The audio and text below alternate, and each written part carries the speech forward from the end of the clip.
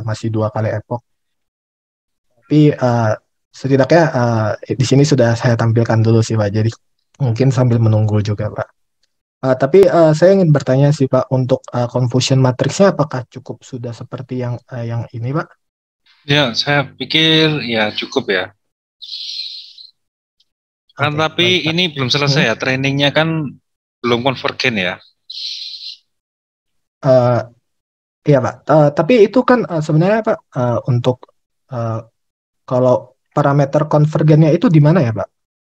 Ya, kamu lihat di dalam Hmm. itu grafiknya itu kamu cek apakah masih ada penurunan ataukah stabil gitu, sudah pada titik tertentu sudah tidak ada penurunan yang signifikan gitu, kamu cek. Baik Pak. Tapi Dari kalau training dan validasinya kamu cek, karena itu ada grafik plot tuh kalau misalkan dari epoch per epoch gitu kan. iya Pak. Hmm.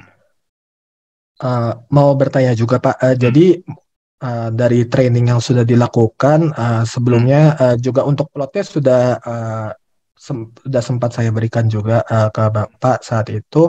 Dan memang Hmm. Pak, untuk training akurasi memang Hmm. cenderung meningkat. Tetapi memang Hmm. kalau file akurasi itu dia Validation.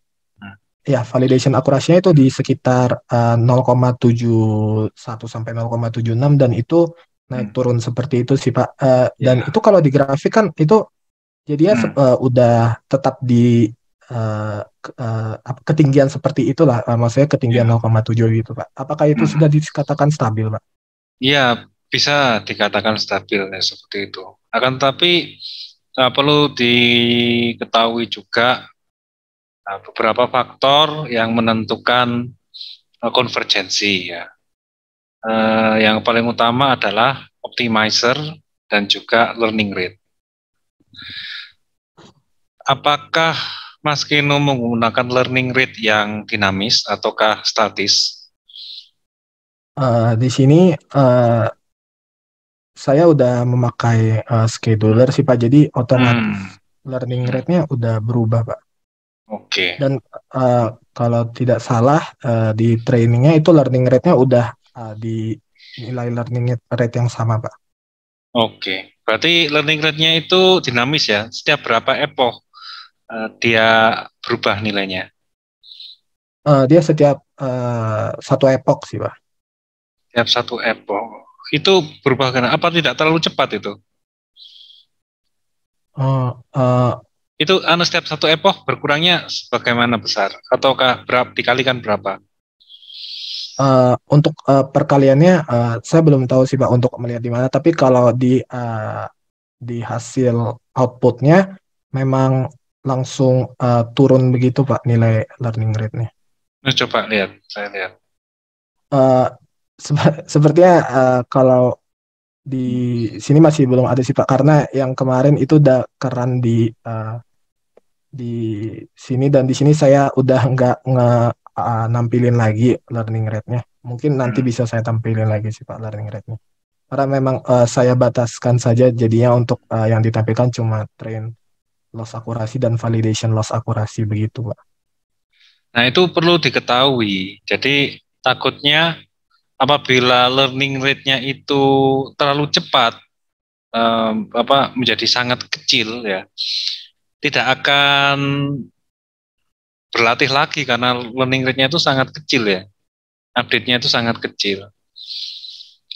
Nah, kalau learning rate-nya itu terlalu tinggi, itu juga tidak akan bisa mencapai global optimum, dalam artian dia terjebak pada lokal optimum yang mana konvergensinya itu tidak optimal, tidak akan mencapai akurasi yang setinggi mungkin,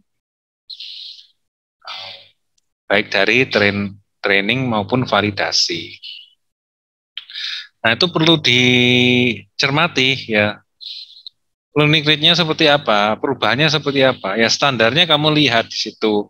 Misalkan kalau kamu menggunakan 100 epoch gitu ya, atau Ya, Pak. 100 epoch. Jadi berarti ya coba misalkan di set setiap 33 epoch itu learning rate-nya itu dikalikan 0,1 gitu misalkan seperti itu. Nah, dengan inisialnya tadi kamu inisial learning rate-nya berapa? 1 kali 10⁻³ Pak. Nah, itu 0,001. 0,001 tuh. Satu Iya Pak, ya, kali min 10. 3 ya. Ya, Nah, min 3 kalau dikalikan 0,1 berarti kan untuk yang starting from 30 uh, epoch berikutnya itu kan jadi 10⁻⁻4 gitu kan ya.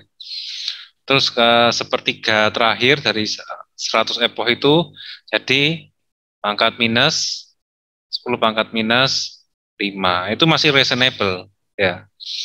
Seperti itu.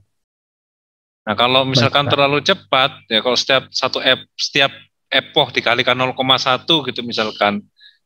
Ya jadinya ya kalau sudah epoch ke 60 atau 70 habis learning rate-nya. Ya, Baik Pak. tinggal 0,000 10 pangkat minus berapa itu? Kalau misalkan epoch ke 60 ya 10 pangkat minus 60. Jadi kan sudah sangat kecil kan untuk berlatih. Ya sih tidak akan bisa mengupdate lagi. Nah, itu harus dicermati. Nanti kamu cek ya learning rate scheduler. Nah, itu perubahan dari learning rate-nya dari epoch per epoch itu seperti apa? Bagaimana caranya scheduler ini berjalan? Apakah dikalikan 0,1 setiap satu epoch atau bagaimana? Nah, kalau misalkan seperti demikian terlalu cepat, jadi kamu harus men-schedule perubahan learning rate-nya itu seperti tadi, misalkan sepertiga pertama baru dikalikan 0,1. Nah, seperti itu. Nah, Baik hal Pak. ini demi agar hasil pelatihannya itu optimal ya. Kita mencari suatu formulasi framework ataukah apa namanya hyperparameter setting yang menghasilkan akurasi yang setinggi mungkin atau seoptimal mungkin gitu. Nah, ini kita cari dulu. Dan yang kedua adalah kamu bisa menggunakan alternatif, misalkan coba optimizer Adam bagaimana. Nanti kamu bandingkan dengan yang SGD ini. Baik Pak. Nanti akan saya lanjutkan sehingga nanti bisa dikembangkan untuk progres selanjutnya Pak. Iya. Oke, mungkin saya juga ingin bertanya Pak. Jadi misalkan untuk learning rate-nya sudah berjalan dengan semestinya seperti sepertiga epoch, sepertiga dari total epoch, dan jikalau file akurasinya tetap di angka seperti itu Pak, apakah modelnya sudah tidak perlu lagi dikembangkan lagi atau dikembangkan lagi sehingga biar file akurasinya bisa naik lagi gitu Pak? Ya kalau misalkan memang kalau kamu lihat dari secara grafiknya sudah apa namanya osilasinya itu ya berada di daerah itu ya sudah kamu bisa di-cut di situ. Jadi anggaplah itulah hasil yang terbaik yang bisa didapatkan. Gitu. Baik Pak. Jadi ya ini pencarian nilai learning rate itu memang salah satu kegiatan utama pertama ya untuk mencari yang paling optimal gitu. Terus ya itu dulu. Nanti baru kemudian kita melangkah ke berikutnya ya. Nanti pada fase modifikasi ya, pencarian atau improvement ya dari yang ada. Nah, terus kemudian kamu cek, nanti kamu mengatakan bahwa ResNet, EfficientNet, dan juga satu lagi tadi itu Inception Pak. Inception. Nah, ResNet itu sendiri versinya ada banyak. Nah, kamu harus perlu menyebutkan ini ResNet apa, ResNet 50 kah, atau ResNet 152, Nah, itu kan masing-masing jumlah layernya kan juga berbeda-beda. Berbeda. Ya. Iya. Begitupun juga yang EfficientNet maupun yang Inception. Itu versinya juga banyak. Nah, kamu menggunakan yang mana gitu.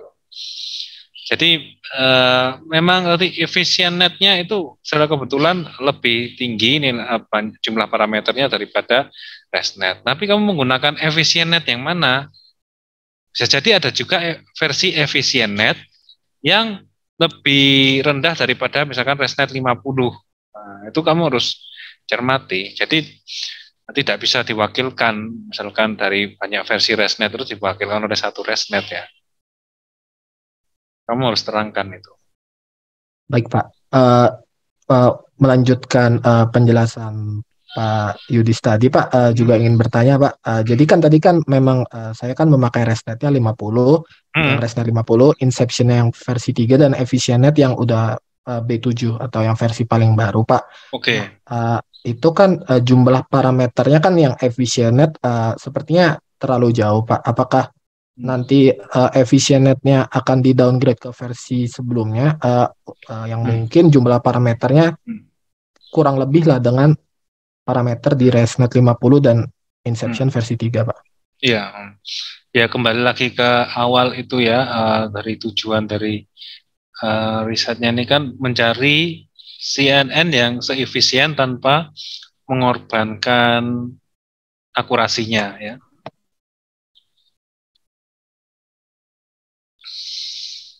Nah itu oke. Nah itu perlu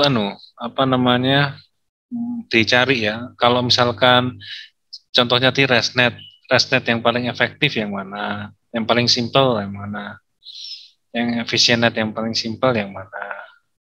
Terus kemudian satu lagi Inception yang paling simple yang mana, karena kamu mencari sebuah arsitektur yang paling efisien dari semuanya. Gitu. Baik Pak, mungkin sudah cukup jelas Pak untuk bimbingan hari ini Pak. Terus kemudian saya tanya, pembimbing duanya masih Pak Fatwa? Untuk sekarang saya masih belum memeriksa Pak untuk Philcom Apps, tapi untuk selama ini saya masih berhubungan bersama Pak Fatwa sih Pak. Oh, oke. Sebab Pak Fatwa katanya sudah tidak lanjut di Philcom lagi gitu. Nah itu nanti coba di cross check-kan itu bagaimana, apakah masih bisa bimbingan atau tidak. Kalau masih bisa ya tidak apa-apa, teruskan ya. Baik Pak, nanti akan saya tanya terlebih dahulu Pak Fatwanya. Oke. Oke, baik. Terima kasih Mas Kino. Pak, mungkin sekian dari saya. Nanti saya izin ganti device ke HP ya Pak, karena laptopnya udah mau mati. Terima kasih buat progres hari ini Pak. Akan saya lanjutkan ke depannya. Ya. Selanjutnya Mas Muazin. Mas Muazin. Iya Pak, saya Pak. Oke. Saya izin sesi Pak. Ya, bahkan.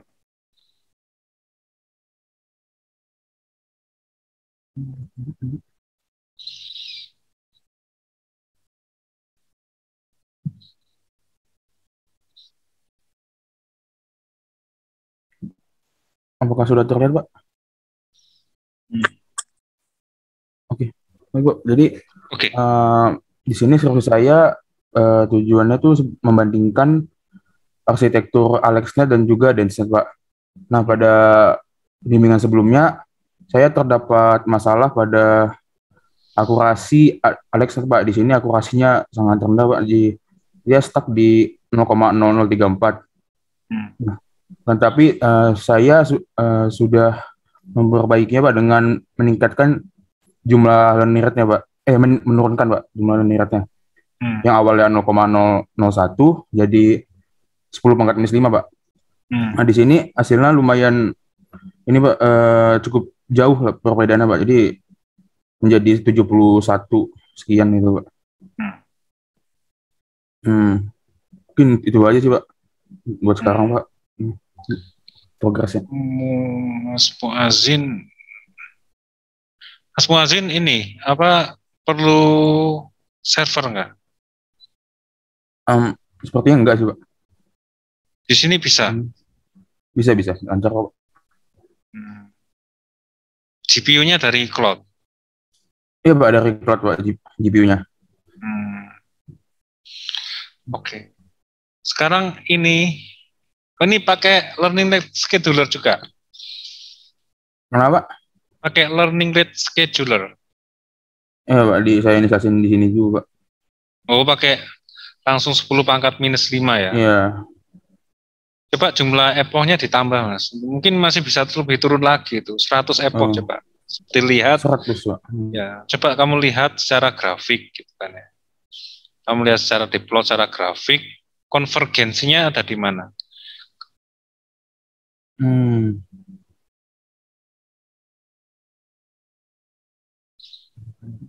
Tahu konvergensi kan ya? Tadi yang sudah dijelaskan ke Mas Keno juga ya. Oke. Konvergensi. Sudah konvergen gitu loh sampai. Oke, Pak.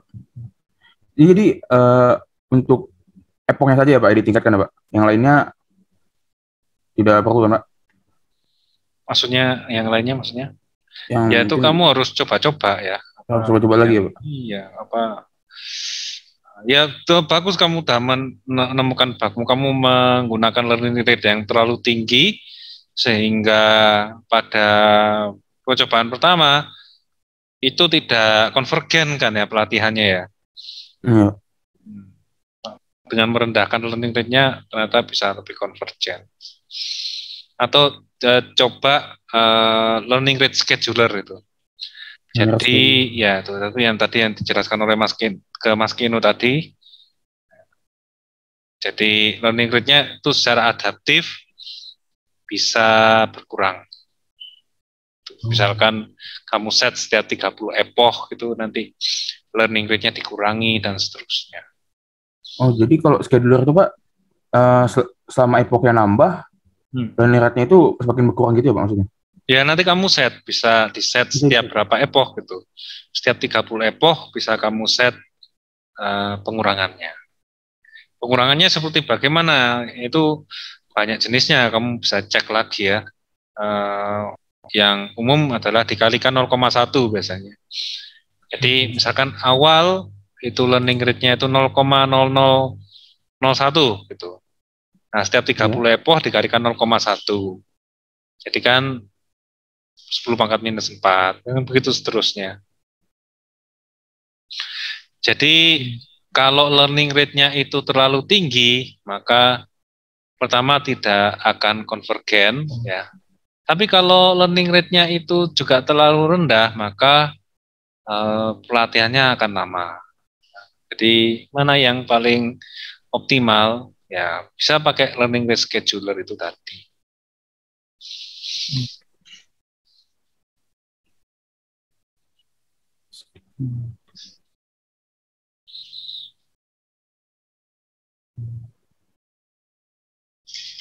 Oke, Pak. Baik, Pak.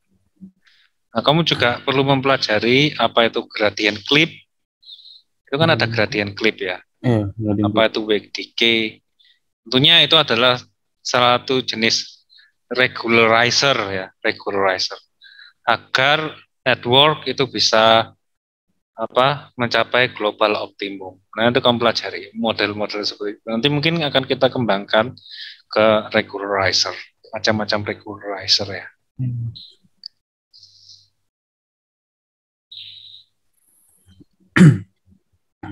Ini pakai pre-training nggak? Pre-training ataukah dari scratch? Sepertinya pakai pre-training juga, Pak, dari bawaan ininya, Pak, arsitekturnya. Coba mana yang menunjukkan dia pakai pre-training?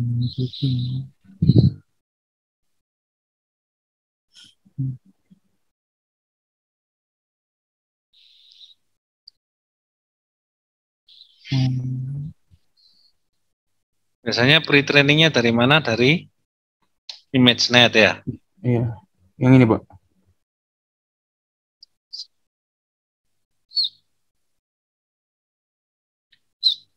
Yang dari Kan ini Pak. itu unfreeze itu unfreeze. Unfreeze itu apa? Tahu freeze dan unfreeze tahu? Tahu. Fine Apa tuning, itu Pak. freeze? Ini kayak dia ya itu Pak menggunakan eh ya pertanyaan sebelumnya Pak yang sudah dilakukan oleh apa Pak arsitekturnya gitu. Bukan. Freeze itu ya. Tolong yang lain juga diperhatikan. Freeze ini ada di mata kuliah pembelajaran mesin lanjut ya. Jadi kalau misalkan ada kuliahnya itu saya harapkan diambil. Freeze itu parameternya itu di freeze sehingga ketika nanti dilakukan pelatihan, parameter-parameter pada layer yang di freeze itu tidak akan update.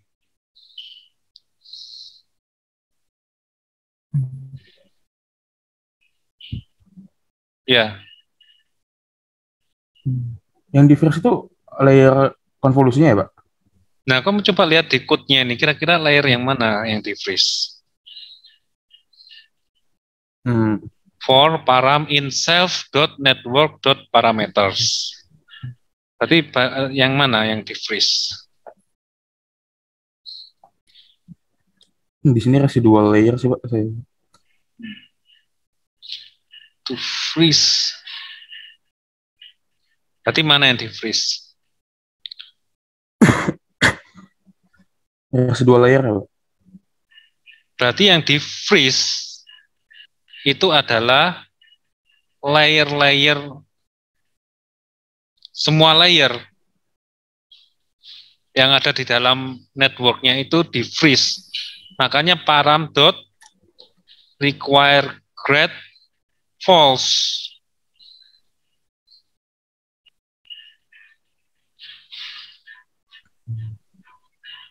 Ya. Iya. Pak, ini untuk preteran tadi Pak, yang ini Pak. Nah, itu preteran.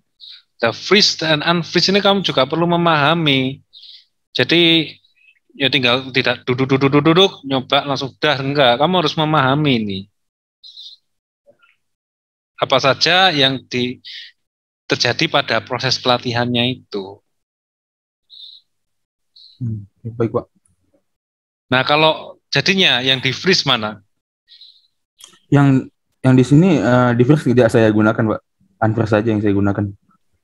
Berarti kalau unfreeze itu berarti bagaimana kalau unfreeze? Unfreeze ya seluruh layernya itu Pak digunakan gitu Pak. Digunakan tuh maksudnya digunakan tuh apa? Yang lebih jelas. Digunakan tuh apa?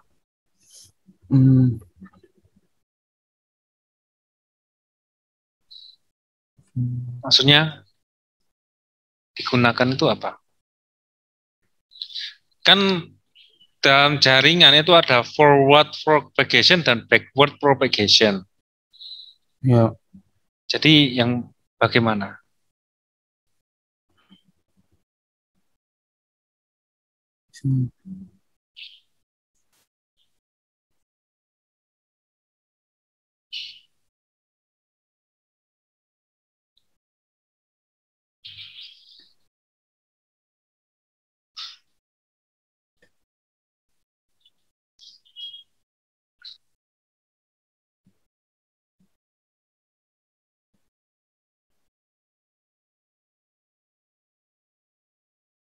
Nah, kalau kemarin kan kamu kan sudah melakukan manualisasi, forward propagation dan backward propagations.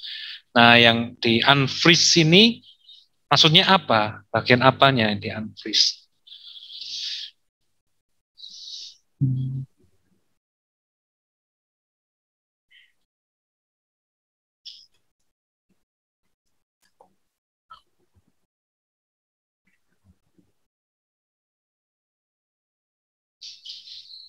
Bagaimana? Unfreeze ini yang saya tahu ini sih Pak. Cuman sampai ini aja Pak. Kayak cara menggunakan model pre-train sebelumnya yang menggunakan seluruh layer gitu. Sampai situ aja sih Pak saya tahu ya. Nah, itu kan pre-training. Maksudnya freeze dan unfreeze. Freeze itu apa? Pembekuan kan? Ya, Pak. Apanya yang dibekukan?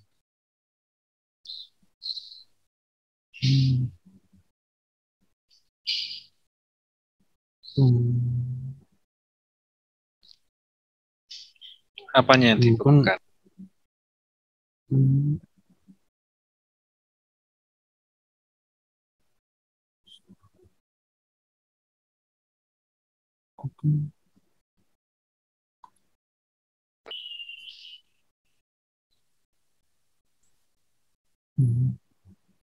Kalau saya lihat di ini sih Pak, dari beberapa referensi yang dilakukan itu konvolusi layernya itu aja Pak, yang dari input ke filter extractor ya Pak. Apa Yang di itu? tengah-tengah itu Pak, Apa? layer konvolusi Bu. Nah, kalau dari web kayak gitu sih Pak. Maksudnya freeze. Maksudnya freeze itu apa toh? Tadi saya sudah jelaskan dulu. Maksudnya freeze itu apa? Mau membekukan ini Pak, Apa? layer. Apanya? Apanya dari layer itu yang dibekukan?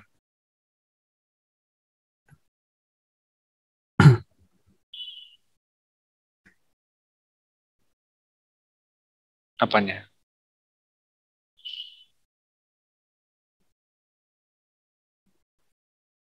Apa? Parameter? Apa? Iya, parameter. Oke.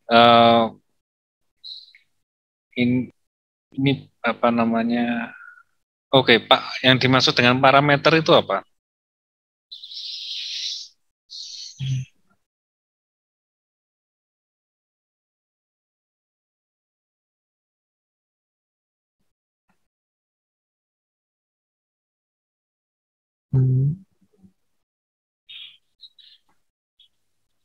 Oke, sekarang kamu tuliskan ya, tuliskan.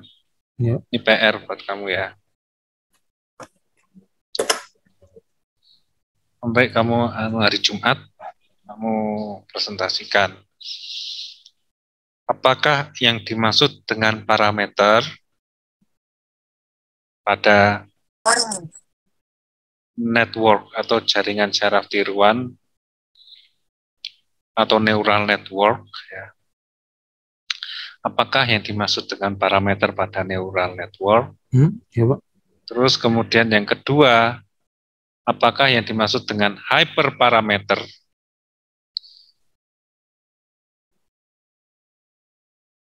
Ya. Ya, Pak. Okay. Terus kemudian yang ketiga, apakah bedanya antara hyperparameter dan parameter pada neural network? Oke, Pak. Oke. Terus yang keempat adalah apakah itu freeze layer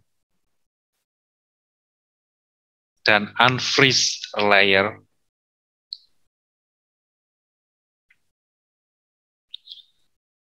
Ya, Pak. Ya. Terus kemudian di layer mana sajakah freeze dan unfreeze itu bisa dilakukan?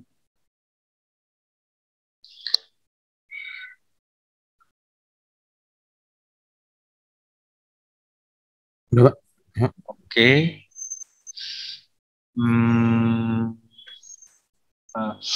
Apakah itu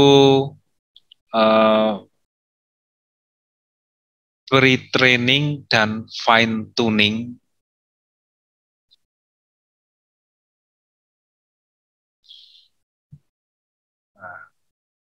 Itu apakah bedanya pre-training dengan fine-tuning gitu ya, kamu coba cari. Kemudian kamu coba jelaskan dengan apabila kamu pre-trainingnya ini kamu true dan juga pre-trainingnya itu sama dengan false, bagaimana bedanya hasil pelatihannya itu.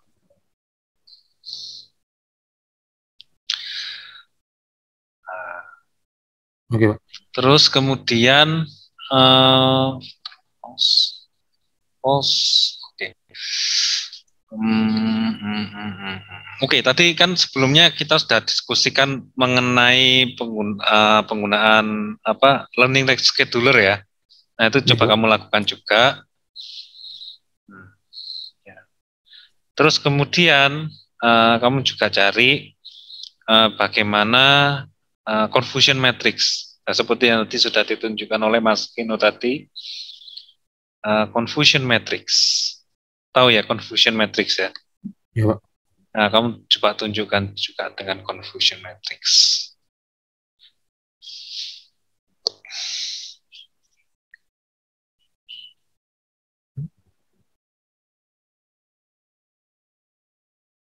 Oke, gitu ya. Oke, sudah. Oke. Nah, itu nanti tolong juga Mas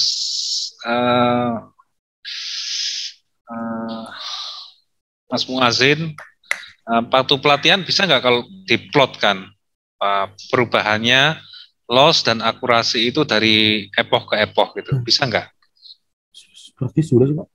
Oh sudah itu ya, ya seperti ini ya. Ya nanti dengan learning rate scheduler tolong dilihatkan yang seperti ini ya. Ini kalau sudah pada titik yang paling kanan di situ itu sudah bisa dikatakan konvergen. Tapi kalau kita lihat lebih cermat lagi, ada kecenderungan kenaikan ya, masih ada kenaikan meskipun dikit. Itu kamu harus lanjutkan terus ya, lanjutkan terus sampai benar-benar dia itu ya stuck di situ saja atau flat gitu ya.